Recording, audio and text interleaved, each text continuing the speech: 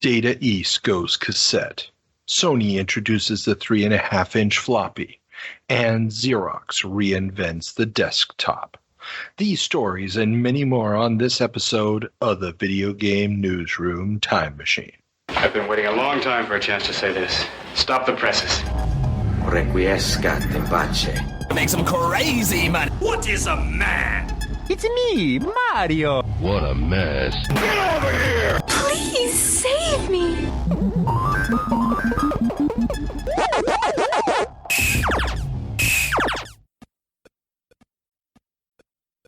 Welcome back to the Video Game Newsroom Time Machine. I'm your host, Carl, and back from assignment is my co-host, Peter. Say hi, Peter. Hi. Excellent. So, you're back. Yes. Not going to go anywhere this time? I don't want to go anywhere this time. You know, I really enjoy recording this stuff with you, and yeah, I'm so sorry that I had to miss out on a couple of episodes, and I'm really happy to be back. Oh, and we're really happy to have you, even though John did an amazing job helping out, and we will be seeing John again, so. I'm afraid so. Well, for that reason, and we're clandestinely working on a secret project together. So hopefully that'll come to fruition here pretty soon. But that's another story for another time, or something. Looking Maybe. forward. I have no idea. Okay, so that's enough banter because podcasts have to have banter at the front. This episode, we will be looking back at the biggest stories in and around the video game industry in April of 1981. And disclaimer, as always, we'll mostly be using magazine cover dates, as those are, of course, always a bit behind the actual events, but helps us organize stuff. So, before we can turn on the time machine and head back to April of 1981, we have a segment here that we need to cover, don't we, Peter? Oh, yeah, definitely. Yes. We call it 7 Minutes in Heaven. And where you my call it 7 minutes. Yes, where my co-host Peter is going to have to spend 7 minutes playing a game that was reviewed in a publication in the month of our time jump. This month, I decided to go with one of the all-time classics of arcade gaming, Eugene Jarvis's first, and some might say almost masterpiece, Defender. So, are you ready to defend, Peter? I am so ready to defend. I'm going to defend the hell out of those people, man. Let's jump over to 7 Minutes in Heaven.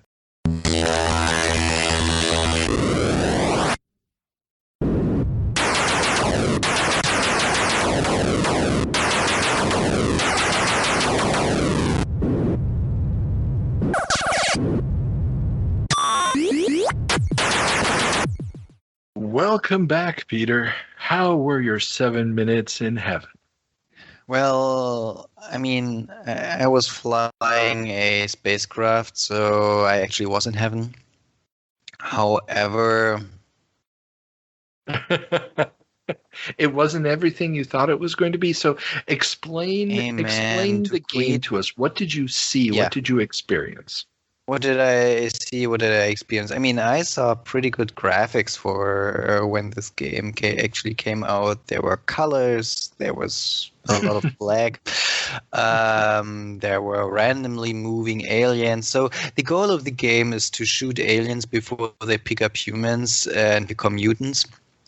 This is a goal that I did not at all achieve. So I was confronted with a lot of mutants, which made the game a little bit harder for me. So it's basically a game that punishes you when you suck.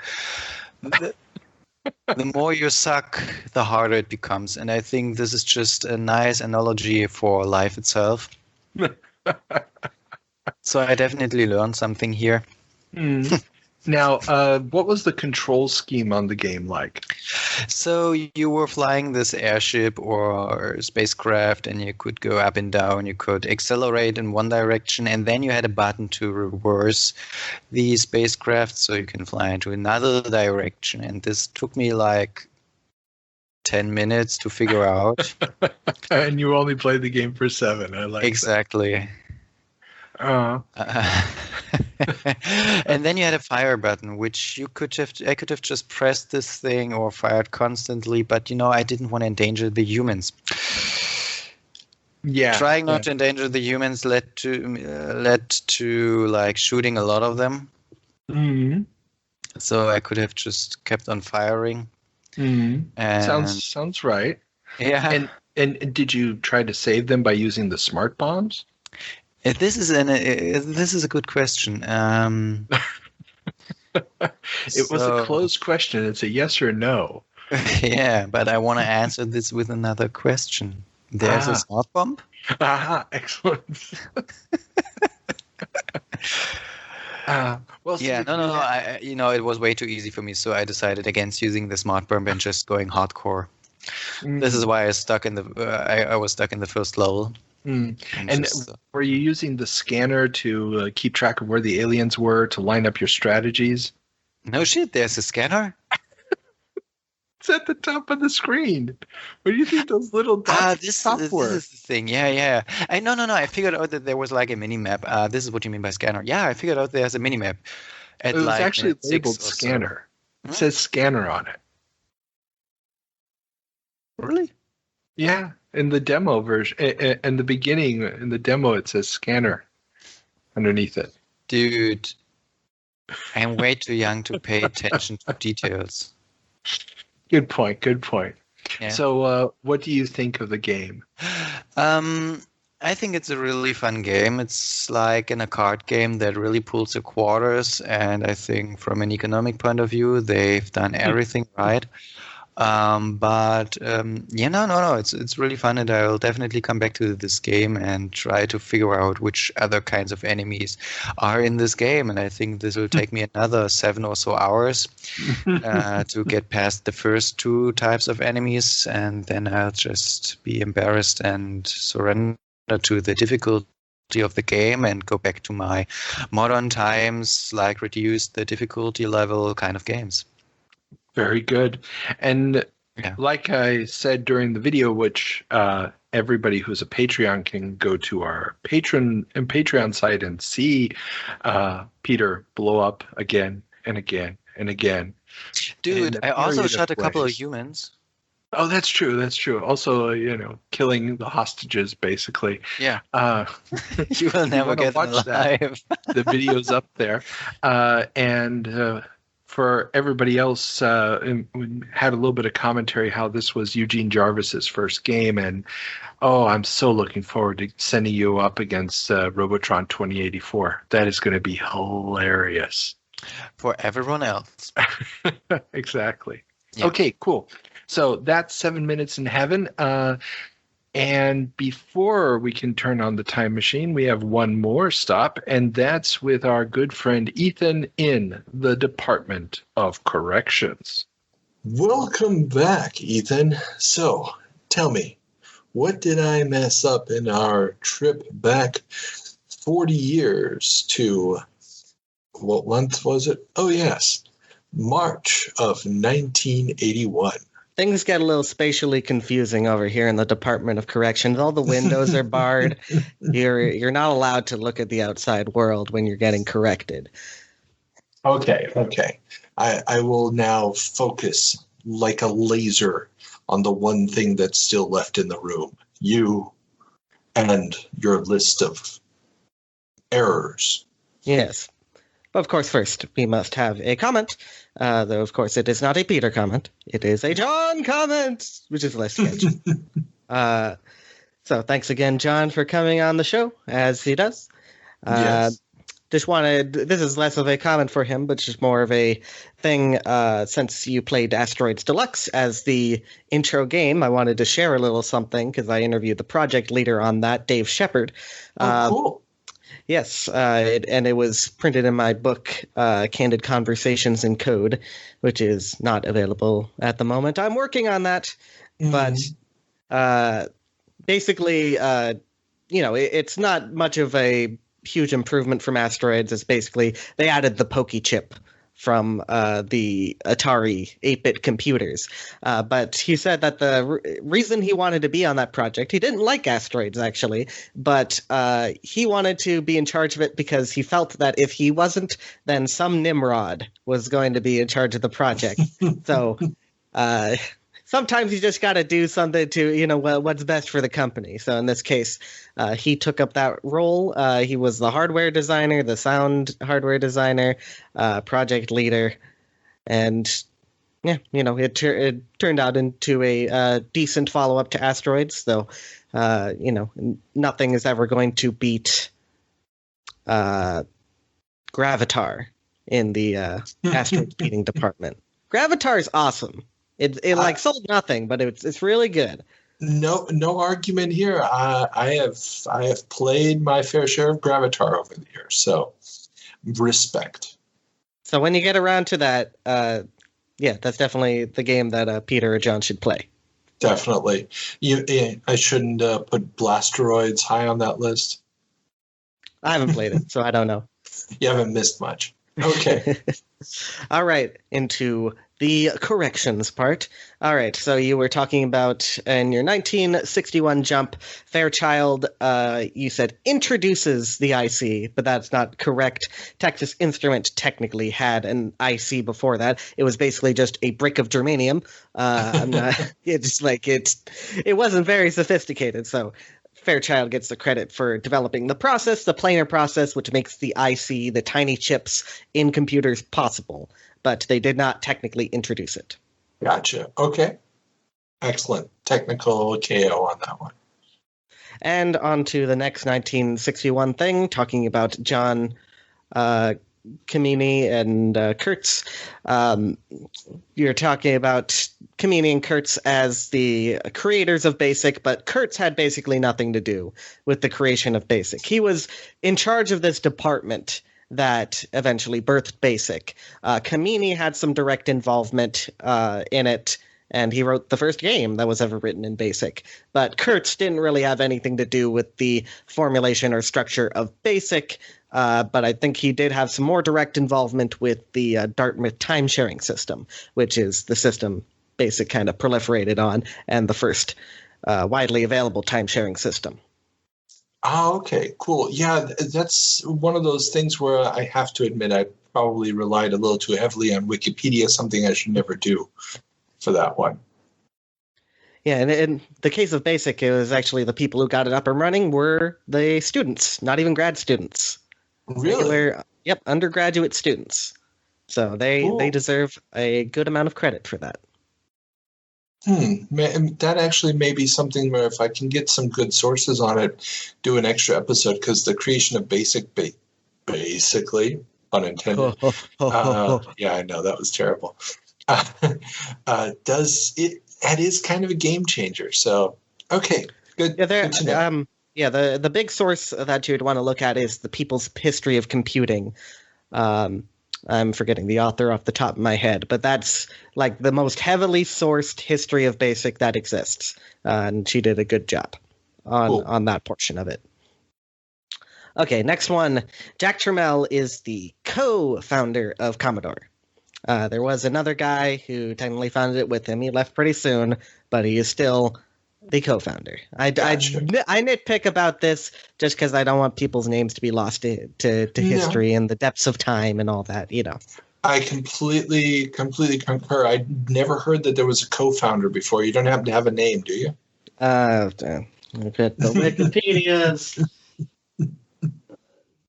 It's like in the Bagnall books and everything. Let's see.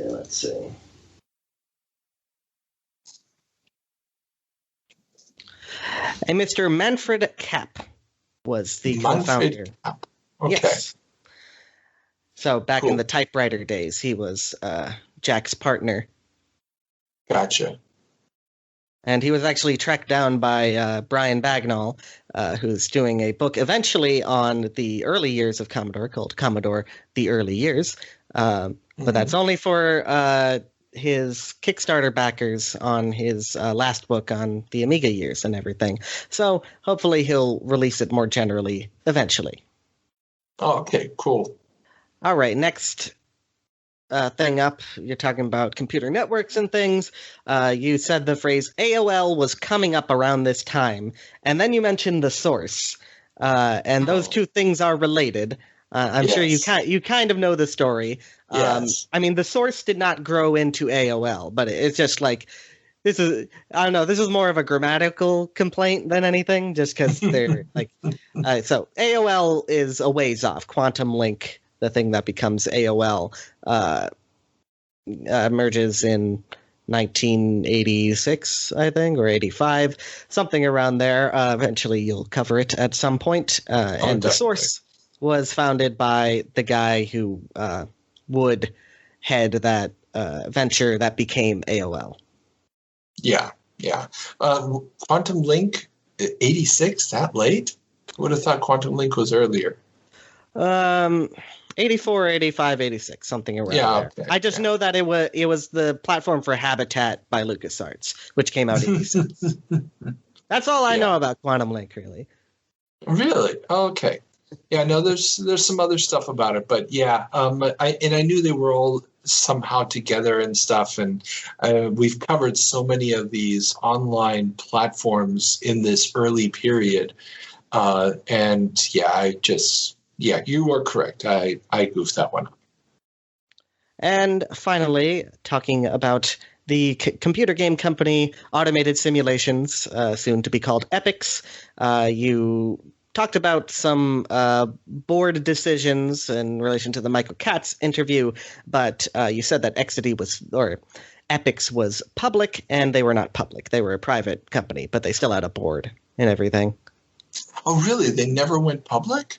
Nope. They had no capability to do that because they were a small game. And maybe if they went public, they wouldn't have bankrupted themselves with the links, but they did. Very true. I could have sworn a company of that size would have been able to go public, especially no, yeah. I mean, by the time they were big, it was after everything had collapsed. So, yeah, I mean, they were big in the sense that they were big in the early years of the C64, but that's still not big, really, when you think about it. Yeah, like Sierra goes public 87. Broderbund goes public early 90s, so it was pretty unusual for a computer game company to be listed on the stock exchange. True. And those were much bigger companies and much healthier markets. Yeah. True. So it all ends the same way for all of these old companies, except EA and Activision. Or Take-Two. Take-Two is not early. That's true. That's true. Take-Two comes later. Well, okay.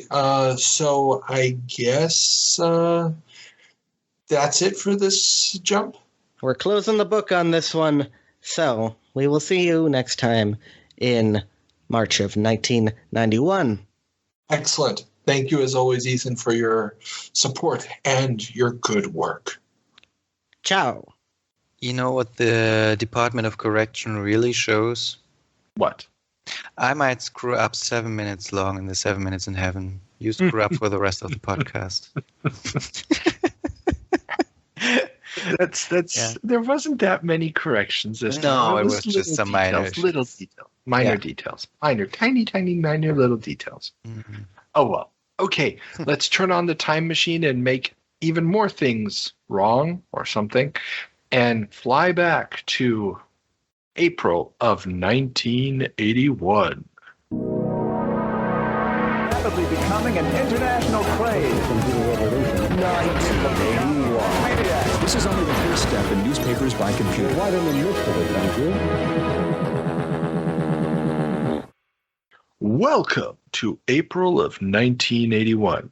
Peter, what's our first story? Computer glitch grounds first shuttle flight. Temporarily. A computer timing glitch has delayed the first ever space shuttle flight. Space Shuttle Columbia had to be delayed due to a 40 millisecond skew in the timing of 4 computers that needed to be acting in parallel. 40 milliseconds. 40 milliseconds, yep. Which is like forever for computers. So what happened? Well, at the time, the computers weren't as fast, but yes, still, 40 milliseconds was even by that time short. But as far as I understood, I didn't go too deep into the technicalities. I believe they were computers that were starting up several systems, and they were afraid that the delay in the timing might mess up how the engines fired. Because the engines had to all fire on at the same time. So you didn't want a couple of, even a split second of one engine being on and the other one not being on and the shuttle being thrown to the side or something. Yeah. So how did they synchronize the computers? I mean, and how did they find that there is a 40 millisecond skew? They were running a diagnostic and they were seeing that there was a slight delay on one of the systems or multiple systems. Yeah, so it all came up not during the actual launch, but during a test run of the systems before the launch. Oh, okay. Yeah, and they only delayed it for, I think, a few days, and then they finally did launch the Columbia. Well, but still, I think that being on the Columbia, then after this initial, how would you say, after they postponed it, I think it doesn't make you feel secure on that thing. I mean, come on. Technical glitches are going to happen all the time. The fact that the space shuttles flew as many missions as they did successfully is really a testament to the marvel of the operation. Yeah, exactly. Yeah.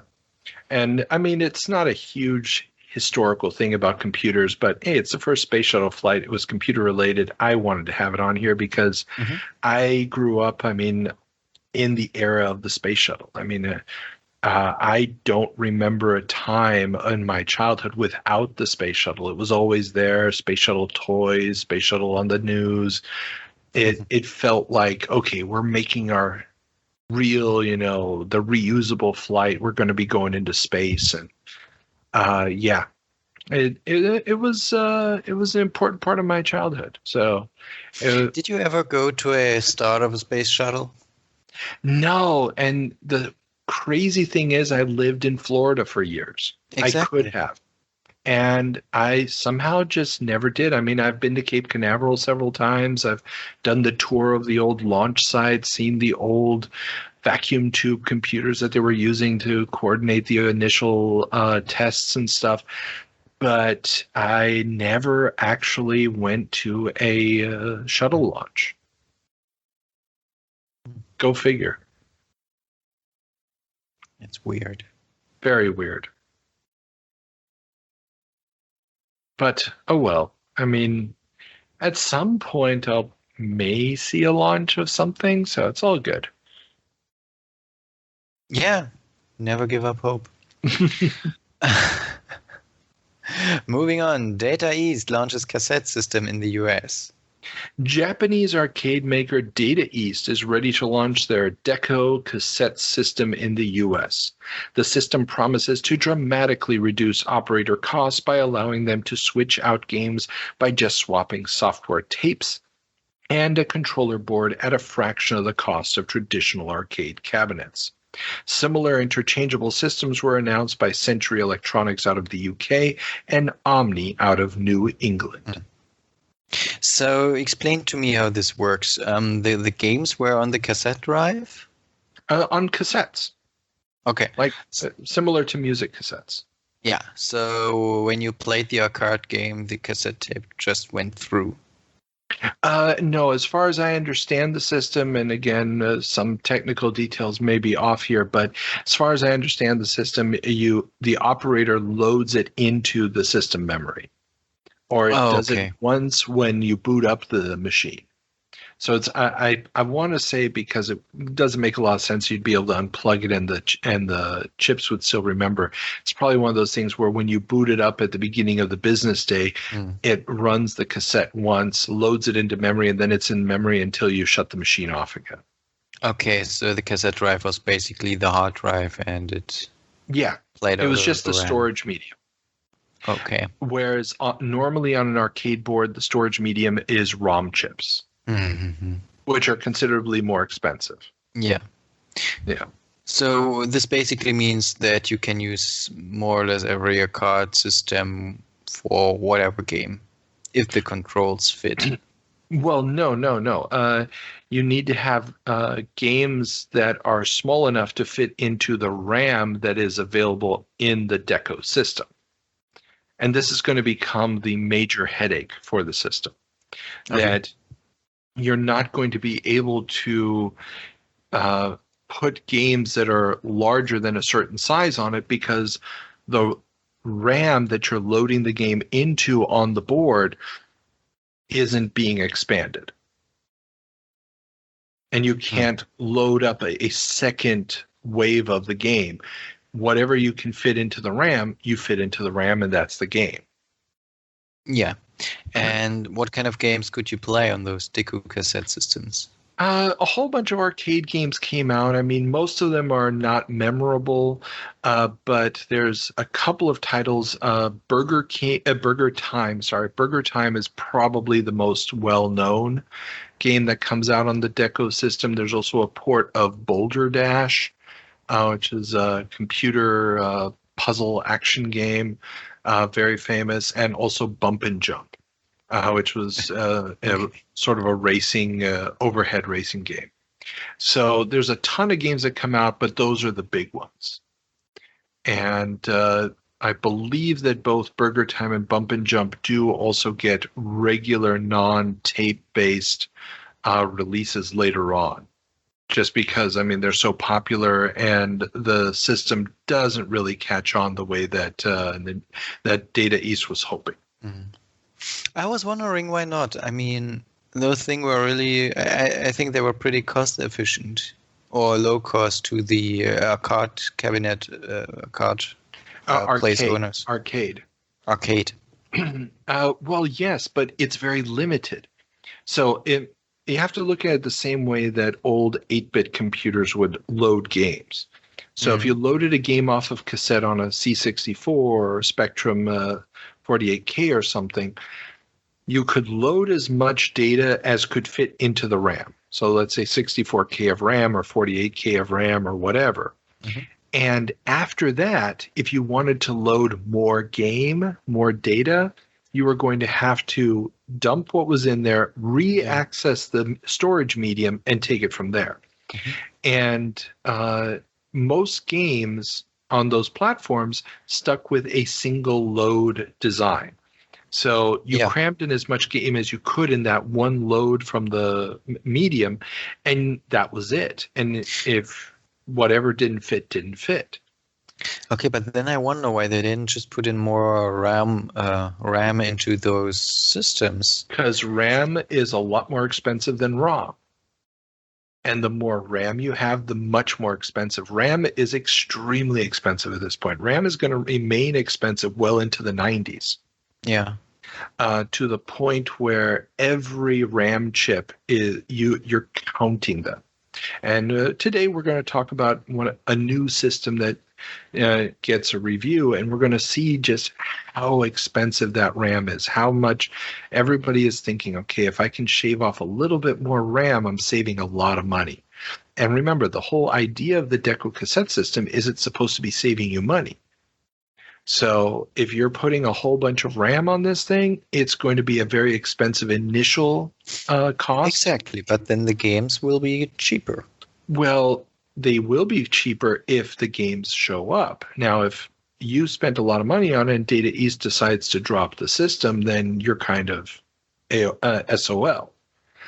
And the other problem with this is, of course, that even if they do support it, are you going to be getting the best games? Because within a year or two, the games are going to be running on better hardware, faster CPUs, more RAM, more graphics. And then, yeah, you've got a cheap game, but it's a cheap game maybe nobody wants to play. Okay. Remember how fast everything is moving at this point. So, I mean, if you go just back 2 years, people are playing Space Invaders and thinking it's the bee's knees, and the thing is black and white. And you just played Defender with, it's calculating gravitational movement. It's got all these colors on the screen. Stuff is moving fast. So, unless you come up with a system that's really, really light years ahead or extremely versatile, this is going to be very limiting. Okay. Yeah. But it's interesting to see that people are starting to think, okay, how can we do this? It's this kind of step that's sort of like a mini step towards the later JAMA arcade cabinet standard that we will see. But everybody's trying to figure out a way to update the software because the popularity of games is getting shorter and shorter and shorter. The attention spans are getting shorter. People want new games more quickly with each passing year. Yeah, I mean, this is why I thought that those cabinets where you just change the game and don't have to change the ROM chips or whatnot should be actually the way to go. But yeah, sure, if the hardware doesn't if the needs of the games. And that's what the JAMA standard's going to do in part. And then later on, we're going to see boards like the CPS-1, CPS-2, the Sega 16, and so forth, which will reuse a lot of components like CPUs and stuff. And for the most part, the operators are just switching out the RAM boards. And they might have like an extra coprocessor thrown on the RAM board as they go along, or as we've already talked about the Neo Geo in our 30-year jumps, that was using these massive cartridges, but those cartridges were ROM cartridges. So you can get away with a lot as long as you have the quick access to new data through ROM. Yeah. And it's just cassette, while being cheap, is just so slow access. And I'm just looking at the Wikipedia entry for the Deco cassette system. It took 2 to 3 minutes to load the game off of the cassette each time you rebooted the machine. Yeah, sure. But again, it isn't a problem if you switch them on in the morning, just wait for them to load this stuff, and then you open the door to the kids. Exactly. Unless, of course, you want a game that's going to require 2 loads. So you get to a certain point in the game and then it has to stop to load more data, which was a huge problem for cassette-based games in the later years. So when you get to the multi-stage games that Ocean was making for movie tie-ins like RoboCop or The Untouchables, every time that you were finished with one stage, you'd have to stop the game, go back to the cassette, load more data from the cassette to play the next phase of the game. And then when you were done with that, go back to the cassette. And sometimes, you're sitting there for a couple of minutes waiting for the cassette to load the next stage of the game. Yeah, you don't want this in an arcade. No. And so this is why, as the games get more complex, they very quickly hit the limits of this technology. Yeah. And Nintendo's going to discover the same thing with their magnetic discs for the NES in Japan in a few years. There's a reason why the magnetic disc for the NES doesn't get a release in the US or in Europe. Yeah, I was thinking about that. It runs into the same problem. Legend of Zelda was originally a disc game, but by the time it gets ported to North America, the ROM chips in the cartridges already exceed the capacity of the discs. And if you want to go above the disc, well, you're going to sell a game on 2 discs and they have to switch the discs in the middle of the game, or do you just put it on a larger ROM card? Now, granted, there's other issues with that, also piracy and control over the game and a 1,000 other reasons for it, but the long load times and stuff are really going to become a problem. So cartridges is the way to go back in the day. And some might still argue that today. Look at the Switch. Yeah. Yeah, this is true. Yeah. I mean, solid state hard drives, it's basically a cartridge. If you really, really want to get, I know I'm going way off on a limb on that, but similar concept of virtually zero a lag time for access. Yeah, sure. Of course. I mean, but also with all those CD-based games nowadays, I think there's a reason why you have to install all of that stuff. Because of course. CD and even the Blu-ray is just way too slow. Way too slow. You would never be able to have an open world game where you're constantly accessing everything off the disc. Yeah. I mean, they did pull it off in the PlayStation 2 and Xbox One era, original Xbox era, with Grand Theft Auto and stuff. But yeah, those were not super detailed worlds with a lot of textures and stuff. I mean, you look at the games today and you realize just how plain they all look. Oh, yeah. Oh, yeah. It's funny, isn't it? Thinking, when you have those nostalgic thinking and you remember those games and they were like, oh, super detailed and oh, so great. And then you like pop them in and then you see it's Jesus. Jesus, there's basically nothing.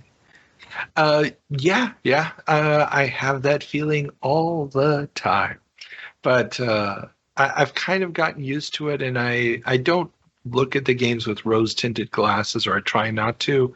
I try instead to look at them within the confines of the limitations of the hardware of the moment. And then just scientist's point of view. Well, it's not a scientist's point of view. It's more an issue of admiring what the artists were capable of pulling out of those limitations. Yeah, exactly. And that's when you really start to appreciate it. An appreciative point of view. That's a nice point of view. I like it. Okay, I want to have a look into the future. Desperately looking for a transition, and you were, Okay, let's look to the future. Let's have a look into the future. A survey predicts electronic games to beat video in 95. A survey you're rubbing off on me. A survey by economic survey company Predicast has predicted that by 1995, the non-video game market will have grown to a massive $1 billion and still be ahead of video games, which will have all but been wiped out by the more versatile home computer market. Were they? Well, you see, video games, and this includes arcade, handheld, computer, and console, were a $29 billion business by 1995 worldwide, and $19 billion just in the United States.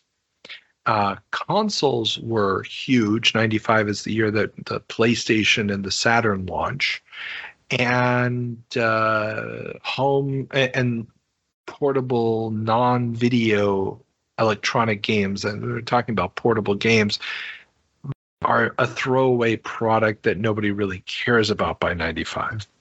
So they kind of got it wrong.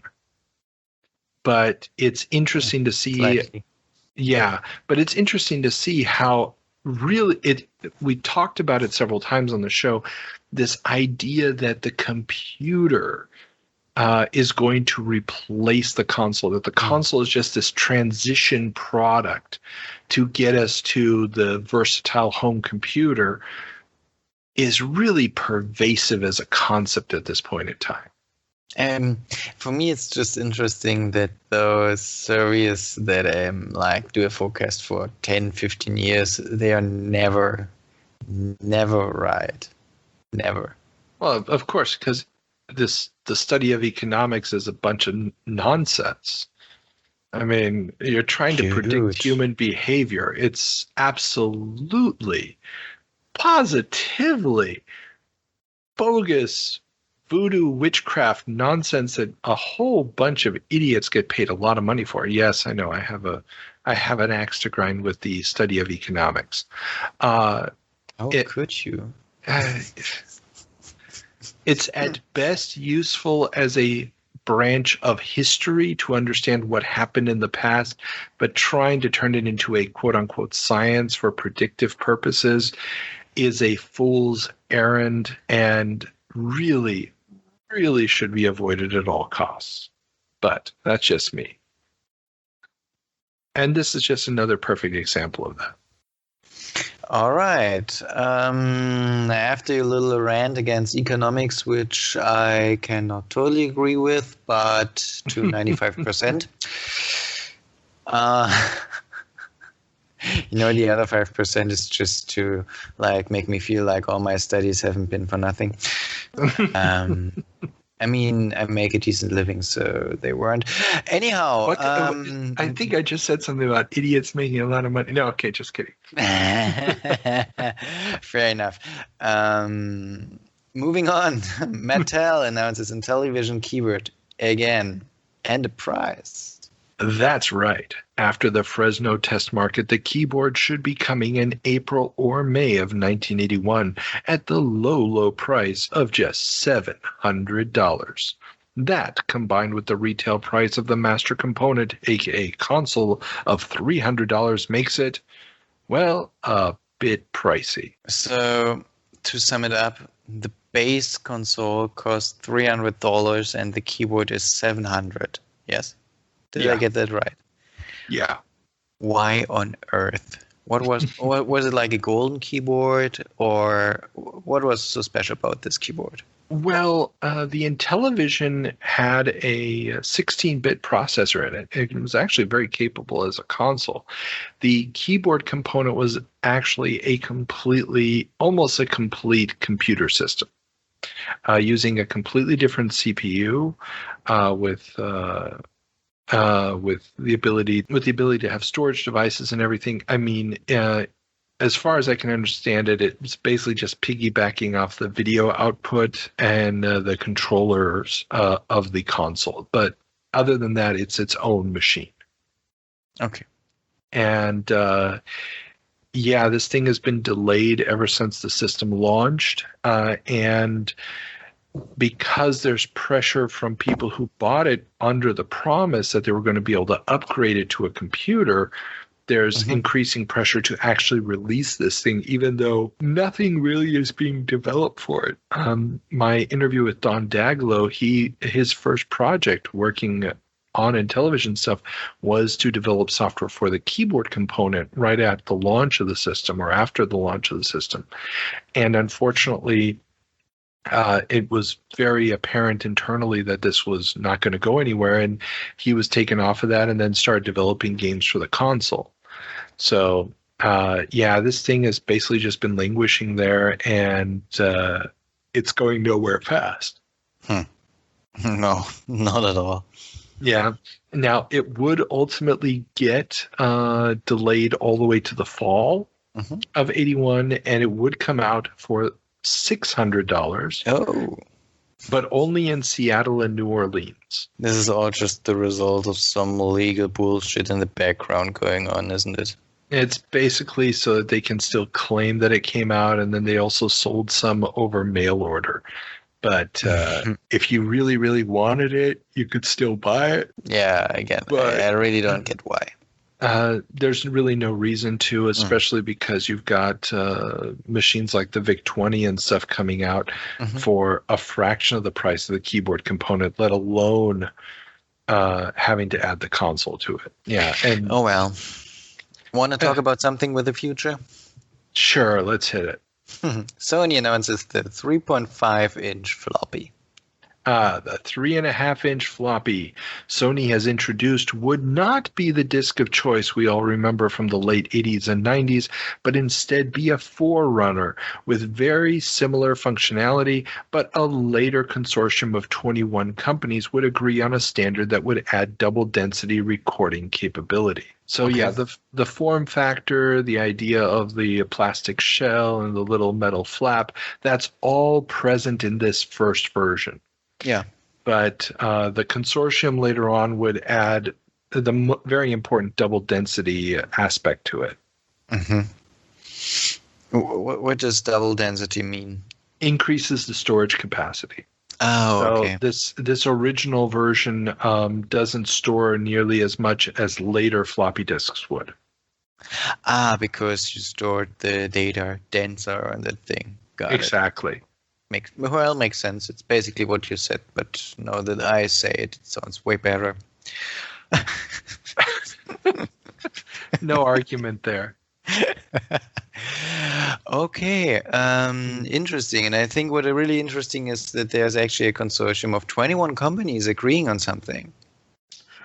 This is one of those moments where, they are all coming together to create standards. VHS versus Betamax, similar setup. And we will see it in a few years with PC compatibles. Mm-hmm. What actually is the incentive of those companies to do that? I mean, they are not doing this for the customer, and they are not altruistic. So, why? Well, they are doing it. I mean, they benefit from the customer benefiting from it. So the idea of everybody doing their own thing and having incompatible standards increases the cost for everybody, because now everybody's going to have their own patents. Everybody's going to have to cross-reference stuff, and everybody's going to have to invest in their own R&D.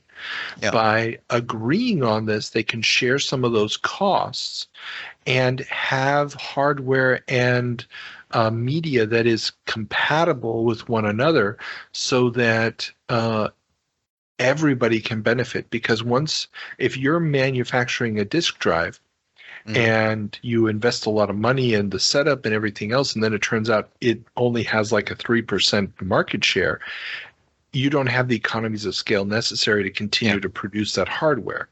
And then people get really, really ticked off that, they bought this stuff and it doesn't work, and everything starts going haywire. And ultimately, then you end up with a system where maybe only one company dominates because, well, everybody has to agree on one standard. Mm-hmm. And if one company owns all the rights, then that one company wins everything and everybody else goes under. So if you have 21 companies, the question for those 21 companies is, do I want to roll the dice and hope that I'm the one company that survives? And I'm probably not IBM, because IBM is on the horizon. Or we all get together, we all get a piece of the pie, and this way, not one big fish can't gobble us all up. Okay. Yeah.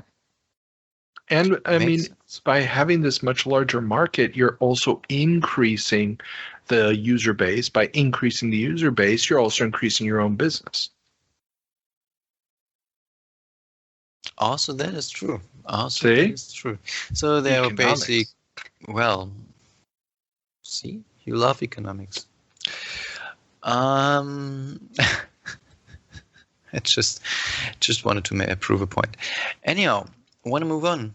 Yeah, let's move on. Xerox introduces the 8010 star information system and making computers available to even the dumb guys just like me. Exactly. The birth of the modern PC with an icon-based bitmap display is finally here. Xerox's machine is light years ahead of the competition, and it promises to make computing available to everyone without the need to memorize a myriad of arcane code words. And it's a steal at just $16,500. This sounds pretty reasonable. Oh, definitely. I mean, $16,500 in 1981, all you have to do is multiply that by 4. Yeah, I thought it was something around this area. Yeah. Okay. Yeah, but this is the birth of the GUI desktop as we know it today. This is where it all comes from. This is what Apple is going to try to replicate with the Lisa. This is what Microsoft is going to try to replicate with Windows. This is going to be the model for the operating systems that we get on the Amiga and the Atari ST in a few years. GEOS on the Commodore 64. This is the mother of them all. Really? Yeah. This is where the Windows the concept, the desktop analog on the screen comes from. It's a momentous moment. It's just the system that they bring it out on. I mean, the hardware that you need to be able to run this at this point in time, the memory that you need and so forth, is just so prohibitively expensive that there's no way to truly implement it on a reasonably priced computer. You're just a few years too early for that. Yeah. Okay. Well.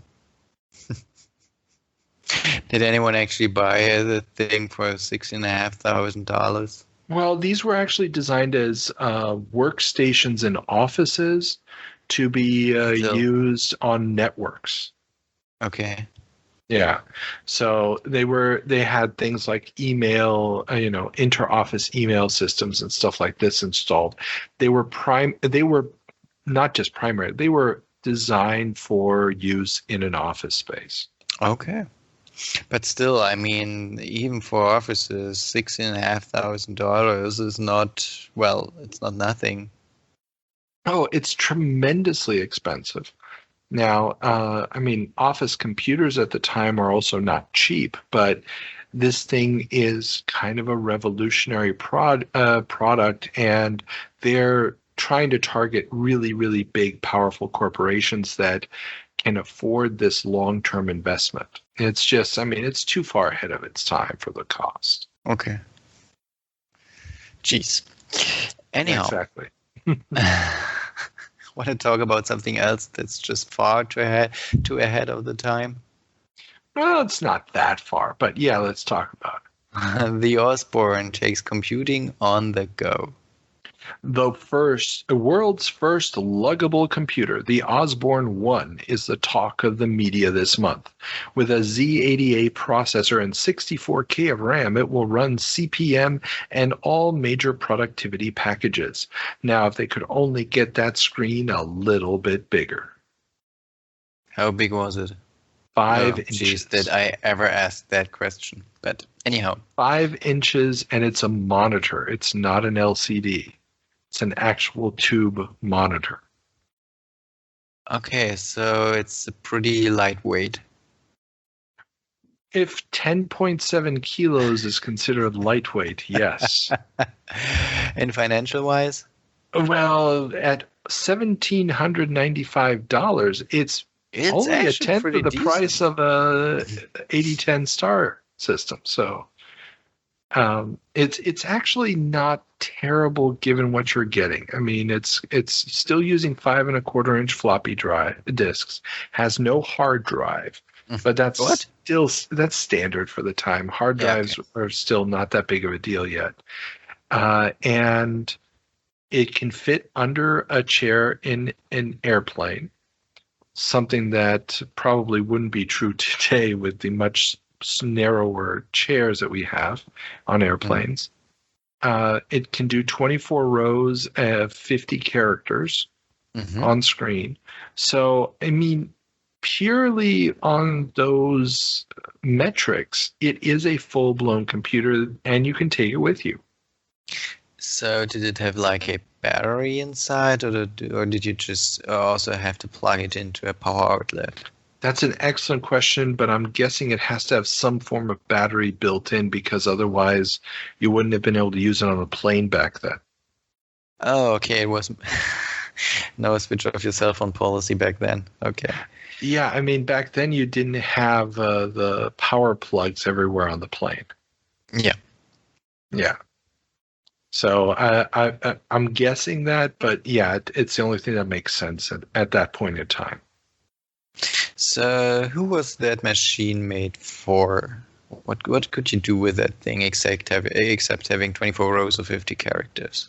Well, I mean, if you are a business person, you need to run some spreadsheets. And if you need to take a business trip and confirm whether or not, what your numbers are or anything. So you've got your data on the floppy disks. You get to the destination. You can't be sure that the computers at the office you're going to are compatible with your machine. that you have back at your office. Remember, this is still the era of incompatibilities left, right, and center. CP/M is the closest thing to a common denominator.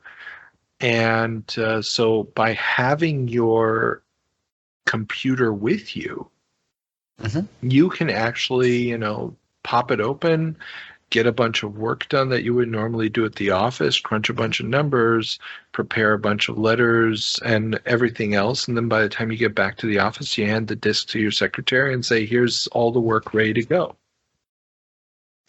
Makes sense, although I have to say I'm wondering whether or not working all this stuff on paper would be as efficient as using that thing. But I know this is a blasphemous question, and the answer is, of course not. It depends. I mean, once you start getting into databases and spreadsheets, doing it on paper is no longer. I mean, once you start getting into VisiCalc type of stuff, doing it on paper is no longer more effective. Of course. Yeah. And I mean, you're typing stuff out. It's not like you're carrying a typewriter with you everywhere, which people also used to do when they traveled. They would take a typewriter box, but yeah, it's way better and smaller than a typewriter, of course. Exactly.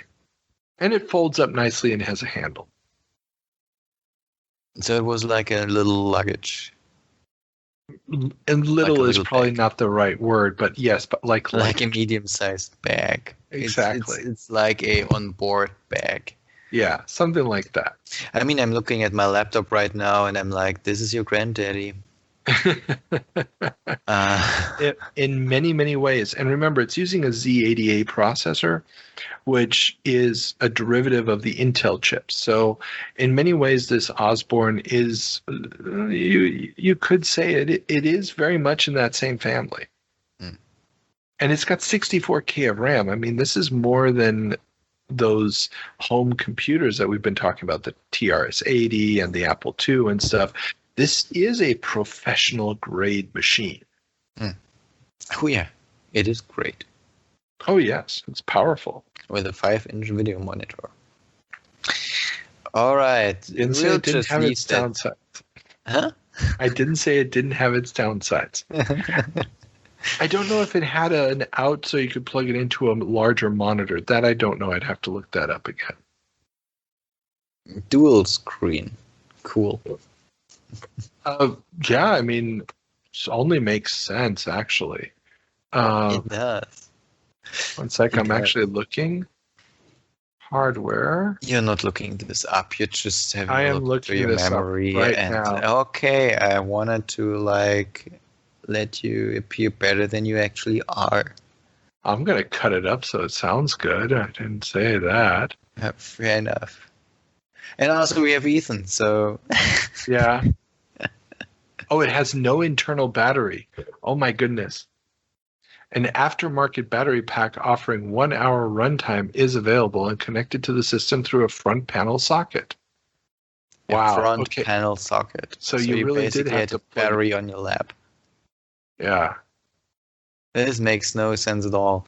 And what was the battery? What did it cost? Was it like the Mattel Intellivision keyboard? Like another $2,000 for the battery? No. The keyboard was included. Additional peripherals from third parties included an external monochrome display. This uses separate monochrome sync and video connections driven by the motherboard video circuitry. Oh my goodness. Wow. Okay, so you were stuck with the monitor that was in there, basically. Well, we never said it is flawless. No, definitely not, because that's a flaw. Okay, but or commitment depends on how you look at it. But I think it's a nice way in the right direction, and it'll surely lead to computers becoming way smaller. And when I now look at my little handheld, which I even can make phone calls with, we've come a long way. We have come a long way, baby. Mm-hmm. Getting from there to here. Getting from there to here. It's been a long way. But I'm finally here. Oh, sorry. The theme song to Star Trek. Star Trek. Enterprise. Yeah. Oh, that show sucked. Okay. Exactly. Going back to things that didn't suck as badly. Compute Magazine reviews the VIC 20. The VIC 20. What did I say? VIC. How is it right? VIC. Or is it? There surely is a difference, Germany, and our dear listeners. Yeah.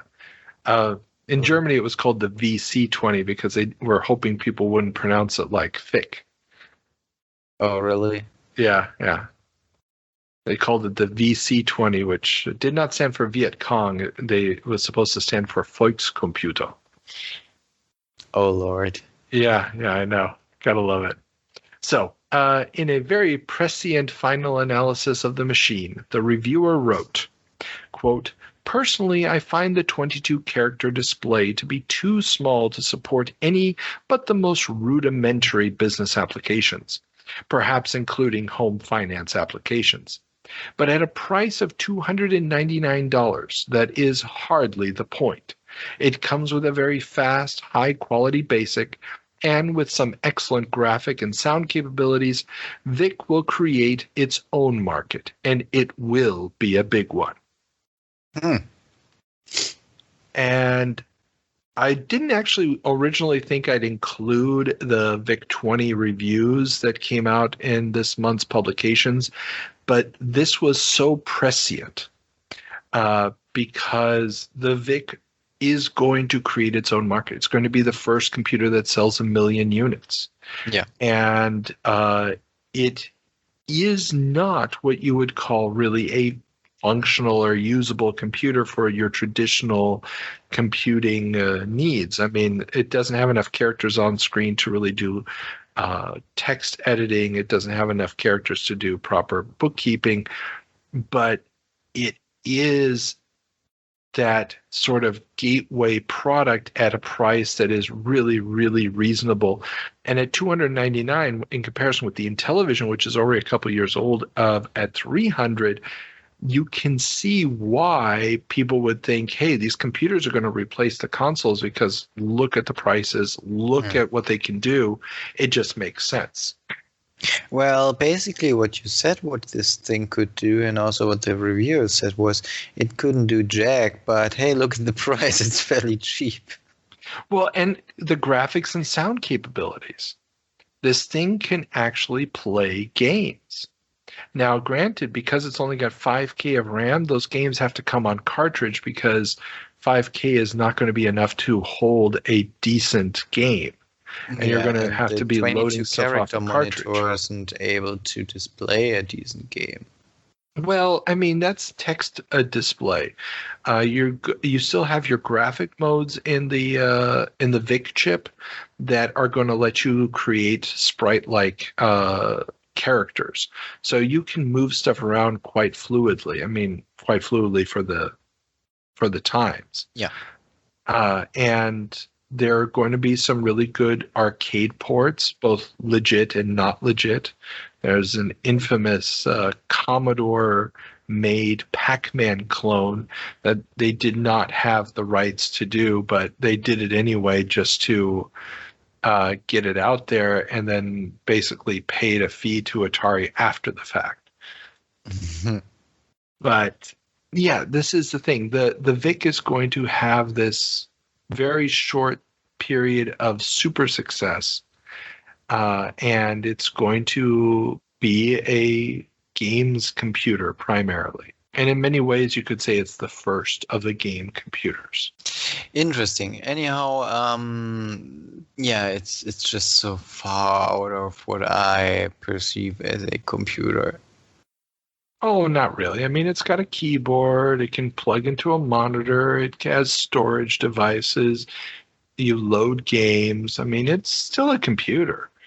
It's just a very, very, very weak one. Yeah, of course. Although the demo scene, not the demo scene, but there are still people developing games for the VIC 20, and some of them are very, very impressive. Yeah. Okay. Okay. Moving on. New York Times profiles Clive Sinclair. Clive Sinclair, English inventor extraordinaire, gets an in-depth profile in the New York Times. The launch of the ZX81 and the pocket television in the USA through Timex is the occasion. Will the irascible Clive be able to break into the US market? You always ask those questions, and you know what I'm going to do? What are you going to do? I'm going to ask back. Will he? No. I mean, the ZX81 is going to have a little bit of penetration through the Timex version of it, but the problem with his machines, primarily in England, is that they're not very well manufactured. And again, here I'm going to add a link in the show notes to the Clive Sinclair episodes of They Create Worlds. They did an amazing job breaking down the history of the Sinclair companies and the ups and downs and the foibles of Clive Sinclair, especially this whole pocket TV thing, which is an absolute fiasco. And Clive is all about making it small, making it cheap. And unfortunately, 9 times out of 10, the stuff either doesn't work or it's super unreliable. And that works just fine when you're selling a kit for little money and it's people aren't really planning on using it. It's just more of a, I put the electronics together myself type of situation. But when you're trying to do a commercial product that people actually want to do work on, it better work. And that's where it's not going to work, unfortunately. Not in the States, at least. Now, the Spectrum, which is going to come out relatively soon, that will be a hit, but only in Europe. Okay. Yeah. Okay. Yeah, I have absolutely nothing to add to that, really. I'm sorry. I was thinking hardly what I can possibly. Well, you still haven't seen the movie Micromen, right? No, I haven't. Oh, dude, you need to watch it. It's on YouTube. If you want to understand this period of time in British computing, this period of time in the next couple of years, you need to watch Micromen, because the quote that he's irascible actually comes from his former employee, if you will, who goes on to found Acorn. And that's an epic rivalry between those two. It's absolutely phenomenal. So, no, I highly recommend watching that. I'll add a link to it in the show notes for anybody who hasn't seen the movie yet. Okay. So, another couple of minutes or hours to fill. 90 minutes. You got that much time. Oh, yeah, sure. I got that much time. I mean, I can't leave my house after 9 p.m., so yeah. Yeah. Welcome to the quarantine. Well, I'm not quarantined. I mean, quarantine. Also, that I am not. However, yeah, our city decided to lock people up after 9 p.m.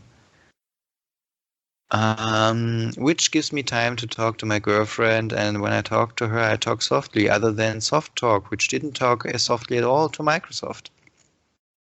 Wow, that was a long way for a transition. Yes. I don't even know what that's supposed to mean, that they didn't talk softly. Well. Soft Talk magazine has a very interesting article on Microsoft and, in particular, Microsoft consumer products this month. Now, for those not in the know, Soft Talk is a magazine focused on the Apple II. The line that sticks out is about how Microsoft has a reputation for doing everything in-house. But in fact, some of its best-selling consumer products, Adventure and Typing Tutor, and the upcoming Olympic Decathlon, are all outside developments that they purchased. Why the hell do they talk to Microsoft when they're an Apple magazine? Oh, because Microsoft, those are all titles that are available on the Apple. Adventure, Typing Tutor, and Olympic Decathlon. Ah, okay. you have to remember at this point there is no IBM compatible yet. Yeah. Microsoft, remember we also talked a few months ago about how they released a Z80 add-on board for the Apple II so you could run CP/M on it. So they're in the hardware business as well at this point. And so Microsoft is supporting all the platforms. They also did the basic for the Commodore PET. So they're very platform independent because they haven't gotten into the operating system business yet. Yeah. And that's actually going to be coming this summer. And this is why I included this, because they're going to be in a situation where they suddenly need a operating system. They will buy an operating system from an outside vendor and then repackage it as MS-DOS. And so a lot of people hold it against Microsoft like, oh, you guys didn't even make DOS and blah, blah, blah, blah, blah. And it's kind of cool just a few months before that purchase happens that they're giving this interview and like, yeah, you know, we buy stuff from other people. Why wouldn't we? And it's kind of cool to see them, you know, admitting this and saying this, and this just being the public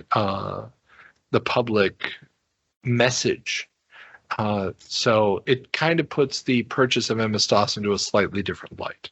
Yeah, I think it's more like a more geeky kind of way to look at it, isn't it? To be like you did basically buy MS-DOS or a version of that and repackaged that. So what's the problem? I mean, Microsoft first and foremost is a business. Exactly. Pretty economic, our podcast today. Well, that's the whole point of the show. We're looking at the industry. We're looking at the business. We're not looking at the games. That's what the 7 Minutes of Evan was all about. And we saw how well you did there. Exactly. I'm not doing much better in business. Just don't tell anyone. No one has noticed until now. There you go. No, but yeah, so it's one of those things where just from a historical standpoint, I thought it was a fun little quote. Plus, they've got pictures of all the guys when they were still very young. I mean, Bill Gates literally still looks like he's 16 in the article. So interesting times. Yes. Another interesting topic. Kathy Carlston joins Kathy Carlston joins Broderbund. Doug and Gary Carlston's sister Kathy has joined the growing software company. An experienced marketer having worked for Lord & Taylor, she will help get the small company into retail spaces and help shape their market strategies. Did she start renaming the company to Broder and Sister Bund? No, it stayed Broderbund, but sorry. Yeah, she is an interesting character, and for those who are Patreon patrons of the show, the latest Patreon early access interview is with Gary Carlston. And he actually does talk a bit about this because he takes credit for launching the product that is Carmen Sandiego. Where in the world is Carmen Sandiego? For being the person sort of pushing that product. Okay. And he's recently come across the idea that his sister was actually key in getting it purchased by schools, because he had always just seen it as an entertainment product. Because he was geeky, had traveled a lot, and he just thought, it was a cool type of game to have. And it may have actually been his sister who was the one who saw the potential as an educational product, and then pushed schools and pushed it with teachers, and that gave it the cult status it had, especially in the 90s and early 2000s, where any computer lab for grade or high school had Carmen Sandiego software installed on it. Not bad. Yeah. So having her come in, I mean, she really knew retail better than the two brothers, because Gary had been a basketball coach and Doug had been a lawyer. But they didn't really have that experience with retail, and that's what Kathy brought to the mix. This is a pretty uplifting story. It is. It is. Our podcast cannot end this way. No, it can't. So, last topic for today. Thomas Whitney leaves Apple. Apple General Manager Dr. Thomas Whitney, who has been replaced. The reason given was, quote, differences involving management style, unquote. Could the massive problems with the Apple III, yes, I know, it's kind of funny just to say it that way. Could the massive problems with the Apple III, in no small part due to overheating caused by Steve Jobs' insistence that a fan in the computer would be inelegant, be the real reason? A fan in the computer would be inelegant. So how did they... Yeah, okay, they didn't cool that thing because it overheated. Exactly, okay. Exactly. It was all about image as opposed to functionality. Yeah. And Whitney, as far as I understood it, had also been partially involved with the Mac project up until this point. That was also sort of this project that just kept languishing in the background at Apple. But yeah, so he's gone from the company now, and this, I mean, I'm not a huge historian on the history of Apple. Other people really, really dive deep on the company more than I do.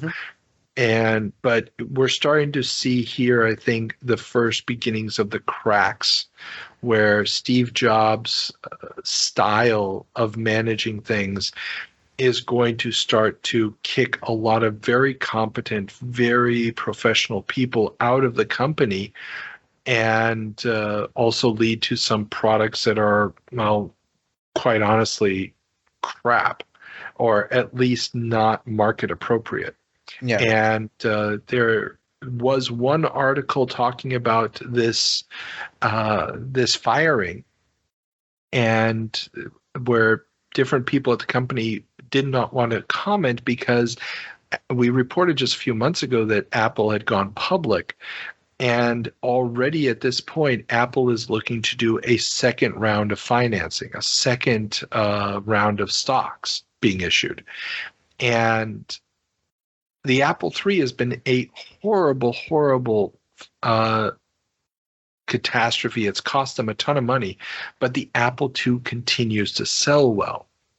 And again, this is one of those patterns that we're going to see for the next decade almost with Apple, where the only thing that sells well is the Apple II line. Everything else that they try continues to fall flat on its face. Yeah. Yeah. So, fun stuff. Fun stuff. And people who didn't buy shares in Apple back in the day are surely bite themselves in the derriere today. Oh, yeah. I mean, hell, if you could go back now and just buy 10,000 shares of Apple, Lord. Oh my God, that would be so much money. So, yes. Now, granted, you would have had to stick with it through the lean years in the 90s when it looked like the company might be sold off or something, but still, yeah. But then again, hey, at this time, you could have also bought Commodore stock. It was going absolutely crazy, and it would be worthless today. So yeah, you never know. I mean, that's the gambling part of it. It's hindsight is 20/20, and who's going to be the successful and who's going to be the failure? Impossible to tell. Impossible to tell. Possible to tell. And I think our Predicast story showed that it's impossible to tell what's going to happen in 20 years. Very true. Very true. Now, if we only had a time machine to go back in time and buy those stocks.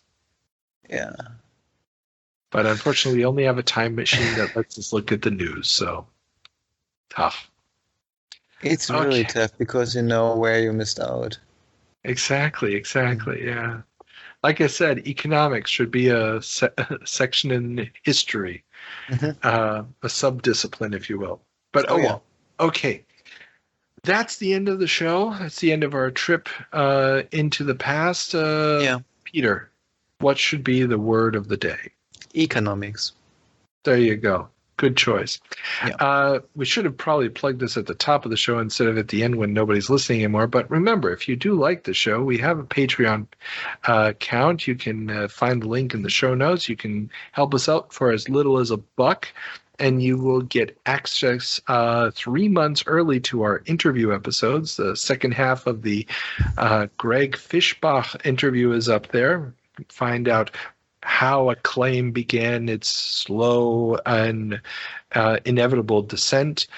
You can also listen to our interview with Jim Trucano, former president of the AMOA, the Arcade Operators Association, as well as, like I said, our interview with Gary Carlston. You can also take part in polls, and you can also watch the 7-Minute in Heaven videos. They're also up there. So tons of extra content. You're helping the show. We got to pay for the Libsyn account to host it, and we appreciate every dollar you can spare. Okay? If you have comments, send us an email or hit us up on Twitter or Instagram. Links are in the show notes. Anything I missed, Peter? I don't think so. Excellent. So with that being said then, have fun. Bye.